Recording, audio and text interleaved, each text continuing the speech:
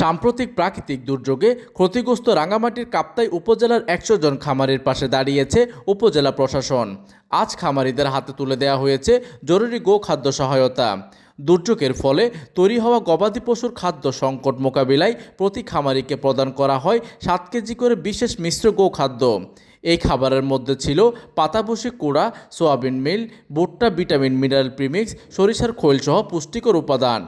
কাপ্তাই উপজেলা পরিষদ মিলনায়তনে আয়োজিত এই কর্মসূচিতে উপস্থিত থেকে খামারিদের হাতে গোখাদ্য তুলে দেন উপজেলার নির্বাহী কর্মকর্তা রায়হানুল ইসলাম, উপজেলা পরিষদের সাবেক চেয়ারম্যান দিলদার হোসেন এবং উপজেলা প্রাণী সম্পদ কর্মকর্তা কৃষিবিদ ডক্টর মোহাম্মদ এনামুল হক হাজারী।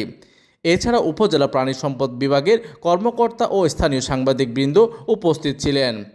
এই সময় সংশ্লিষ্টরা জানান, প্রাকৃতিক দুর্যোগে খামারিদের যে ক্ষয়ক্ষতি হয়েছে তা কিছুটা পুষিয়ে নিতে এবং গবাদি পশুর পুষ্টি নিশ্চিত করতেই প্রশাসন হতে এ উদ্যোগ নেওয়া হয়েছে। প্রতিনিধির তথ্য ও পাঠানো চিত্রে ডেস্ক নিউজ, দিগন্তের বার্তা 24, কাপ্তাই।